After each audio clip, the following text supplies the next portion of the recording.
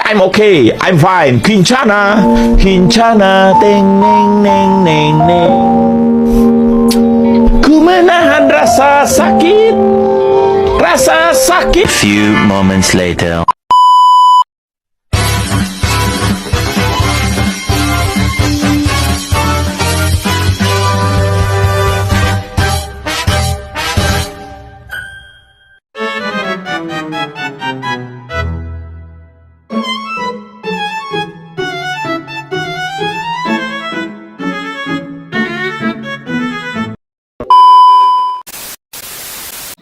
Assalamualaikum warahmatullahi wabarakatuh.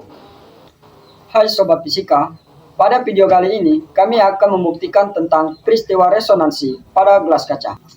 Baiklah, sebelum memulai materi di video kami kali ini, izinkan kami untuk memperkenalkan diri dan perkenalkan nama saya Raihan Sipananggara. Dan nama saya Amelia Putri. Dan saya Patricia Suryaningsih. Saya Kelza. Saya Tara Apria. Baiklah, tujuan praktikum untuk membuktikan peristiwa pada gelas kaca. Yuk kita simak videonya.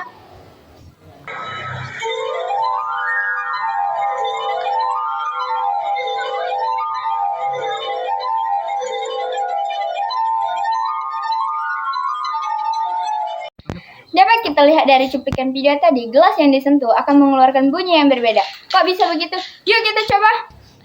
Baiklah teman-teman, di depan saya ada 3 gelas. Yang pertama berisi full air, dan yang kedua berisi 3/2 air.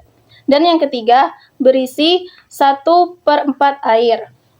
Baiklah, kita akan menentukan langkah-langkah berikut. Langkah pertama, celupkan 3 jari, lalu disekelilingkan oleh bibir gelas. Dan langkah kedua, celupkan 3 jari lagi, terus dikelilingkan lagi ke bibir gelas. Dan langkah yang terakhir, celupkan 3 jari lagi dan disekelilingkan ke pinggiran bibir gelas.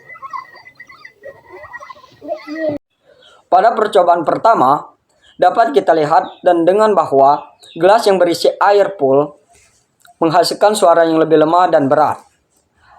Pada percobaan kedua, suara yang dihasilkan dari gelas yang berisi 2/3 air sedikit lebih nyaring dari percobaan pertama yang berisi full air. Dan pada percobaan ketiga, gelas yang berisi 1/3 air, suaranya terdengar lebih jelas dan lebih nyaring dari 3 percobaan sebelumnya. Mengapa demikian? Pada percobaan pertama, mengapa bunyi yang dihasilkan berat dan lemah? Karena itu pada percobaan pertama, gelas yang berisi air full tidak menghasilkan kolom udara. Karena itulah bunyi yang dihasilkan berat dan lemah. Pada percobaan kedua, mengapa bunyinya lebih nyaring daripada percobaan pertama? Itu karena pada gelas yang berisi 3/4 air masih terdapat kolom udara. Karena itulah bunyinya lebih nyaring daripada gelas yang pertama. Di percobaan ketiga, mengapa bunyi yang dihasilkan lebih nyaring daripada percobaan-percobaan sebelumnya?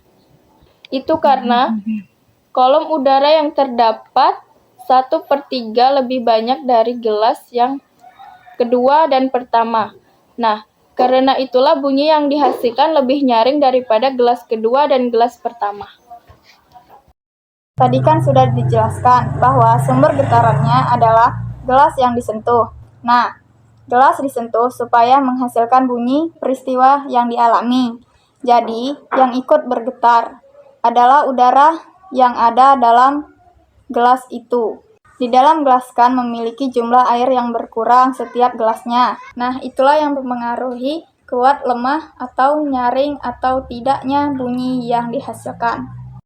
Apa sih hubungan praktikum ini dengan resonansi?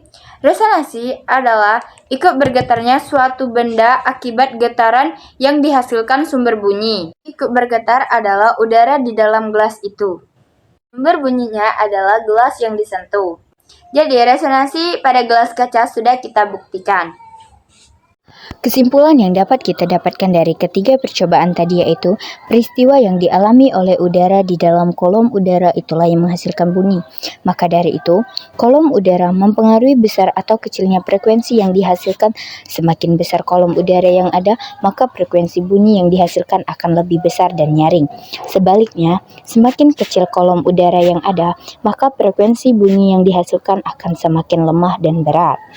Itulah video praktikum dari kami, yaitu tentang resonansi dari gelas kaca. Jangan lupa like, comment, share, and subscribe. Bye-bye!